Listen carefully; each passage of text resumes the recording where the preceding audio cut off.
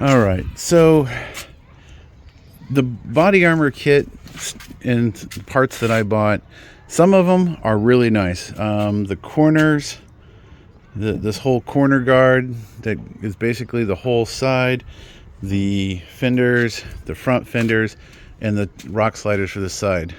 They're all really nice. We're talking 1/4 inch steel, same steel in the bumpers and the tubes. Same up here in the front, nice thick 1/4 inch, nice thick 1/4 inch here.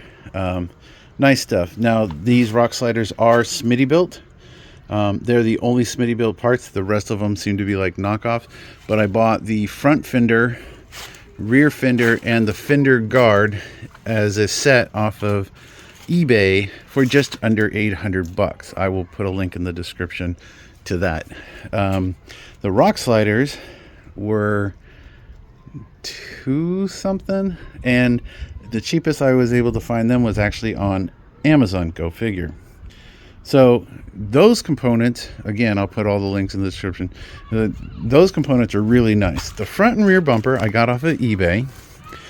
They came from a different seller than the corner guards and the other stuff. The rear bumper is 16 gauge.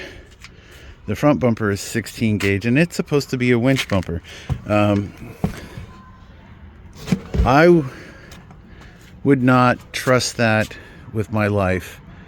That will get somebody killed if you actually start winching on that. That will rip straight out. It's not a joke. The rear bumper, it's got a 2-inch receiver, but the metal is so thin that if you tried to put any weight on the back of this, you're just going to bend the bumper right off the back of the Jeep. So 16 gauge is not what you want, but for, I think it was about $500 for the front and rear bumper, you get what you get. That's a cheap Chinese knockoff of an actual good part. These toe rings and stuff are severely heavy duty, but the rest of the bumper isn't. I mean, you literally, it was just going to float apart. This is the old bumper off my Jeep, and you can see this is a 1/4 inch piece of steel, and it is bent from people trying to tow with it. So if it will bend a 1/4 inch, then this 16 gauge is a joke. So more for show, less for go. I just thought I would put that out there. Again, I'll put all the links.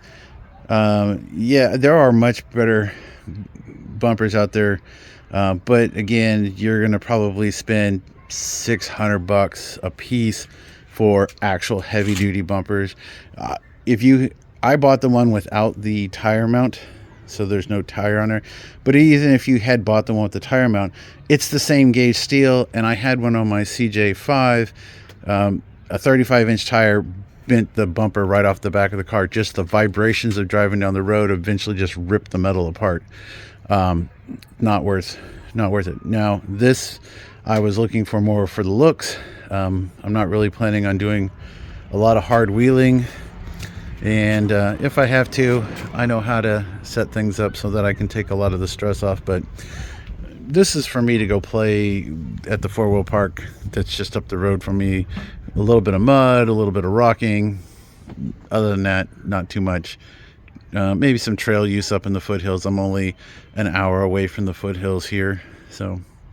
But yeah, because my goal was, when I saw how thin this was getting just a flat piece of steel, 1/2-inch plate of steel, cut these 2 supports out, and then drill the holes so they match, and then using a 1/2-inch plate of steel that was bolted to the frame and to the winch. If I was going to do that, I'll probably end up doing it in the future, because right now I'm just trying to get it done. I mean, we're supposed to go on a cruise in 6 months, and I want to get all these cars finished up so that I can clean up all of this spare parts that I have floating around, that I can just get rid of stuff. So we're going to throw some paint on this, then we're going to test fit it and see how things go, and then we'll go from there. But yep, this is just a little update on the front and rear bumper and on the armor. But I really do like this other armor. It's definitely solid. They do make an armor kit for the tailgate. I'm still looking for either a replacement, a cheap replacement, or I am going to just use the server sides and then make my own plate and call it good. We'll see. All right, thanks for watching.